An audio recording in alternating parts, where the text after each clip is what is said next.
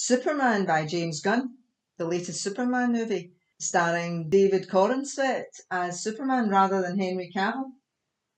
Actually, now I was originally quite disappointed it wasn't Henry Cavill, but actually this new guy, he's perfect.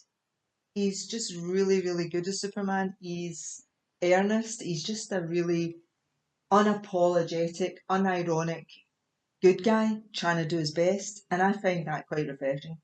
I think that it's good not to have a suave Superman, but to have this guy trying his best to do really good in the world. And I think from that perspective, it works very well. So he's a very good Superman. There are some problems with this film, but he holds it together very, very well. I think for me, some of the issues is I didn't particularly like the Lois Lane relationship or character. She was very generic modern woman, a bit stereotyped, very argumentative. It wasn't realistic. Their kind of arguments weren't very realistic for people who were just in early stages of a relationship. Today, the Secretary of Defense said he was going to look into your actions. That's funny. Actually, one of the best relationships in it is Superman's relationships with his relationship with his Kansas family, his mum and dad in Kansas. I enjoyed that relationship a bit more. There's not very much of it, but it was a lot more interesting than his relationship with Lois. My actions? I stopped a war. Maybe. Not maybe. I did. In effect, you illegally entered a country. This is how you're gonna be? I'm not the one being interviewed, Superman. Did you consult with the president? No. You seemingly acting as a representative of the United States. I wasn't representing anybody except for me. Around the world. And doing good. I don't really enjoy that portrayal of kind of fake modern woman, all testy and jagged and fake argumentative.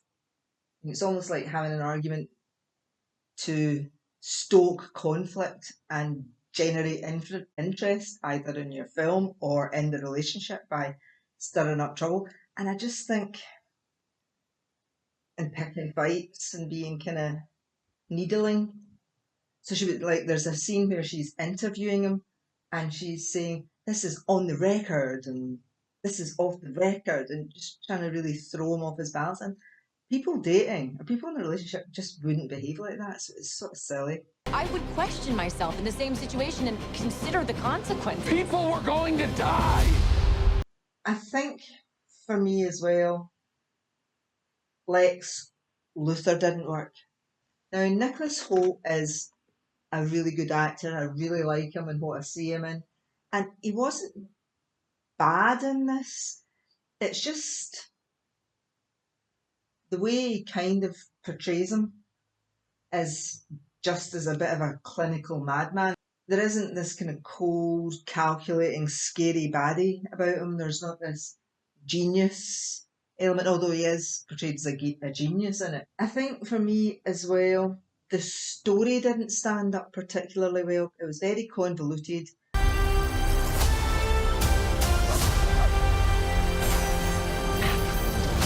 Your choices.